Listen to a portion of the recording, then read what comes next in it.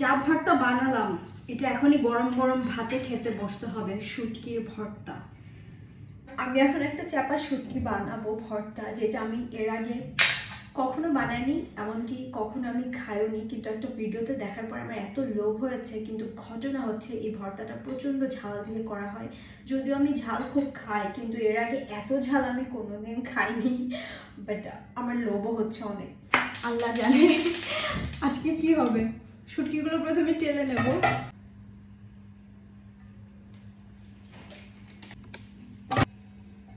একদম হালকা আছে শুটকিগুলোকে আমি টেলে নেব।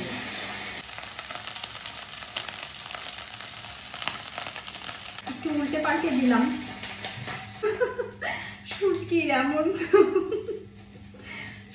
এমন একটা কড়া গন্ধ বের হয়েছে, মানে আশপাশের মানুষ কি ভাবছে আল্লাহ জানে।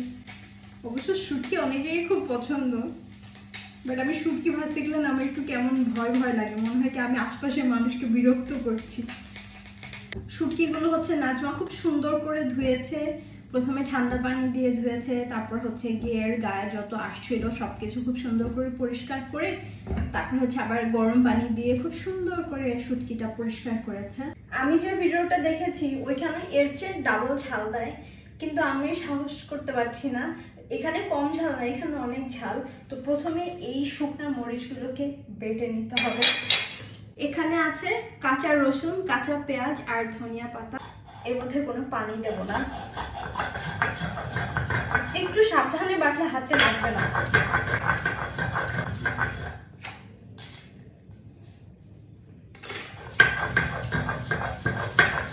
মরিচ বাটা শেষ, এখন রসুন দিয়ে দেব।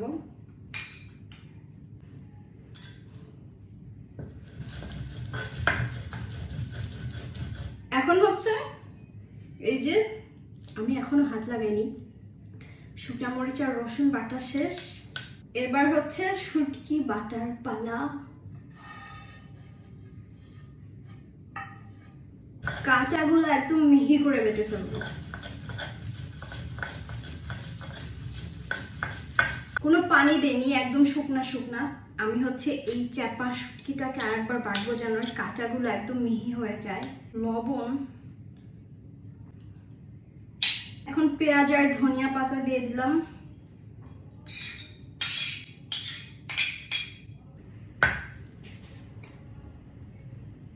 পেঁয়াজটা একদম মিহি করে বাটবো না, এটা আস্তে আস্তেই থাকবে, শুধু একটু হালকা করে এর সঙ্গে দেব। ভর্তা হয়ে গেছে, এবার আমাকে হাত লাগাতেই হবে, কারণ ভর্তাটা এখন মাখতে হবে। ওফ, কি যে লোভ লাগছে দেখেই।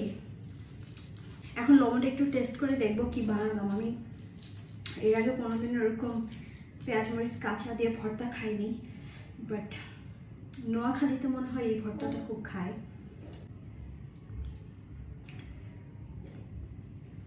মাই গড, অনেক বেশি মজা। হায় আল্লাহ, এত মজা! আমার জীবনের শ্রেষ্ঠ শুটকি ভর্তা হচ্ছে এটা। প্রথমবার মুখে দেওয়ার সঙ্গে সঙ্গে একটু ঝাল লেগে গেছিল।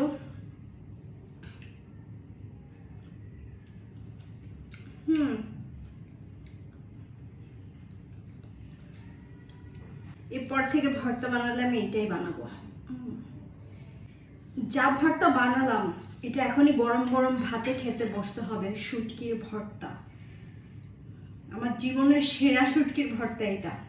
আমি এর আগে কোনোদিন এত মজার ভর্তা খাইনি, সত্যি।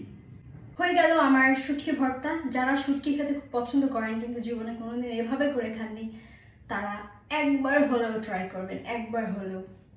অসাধারণ।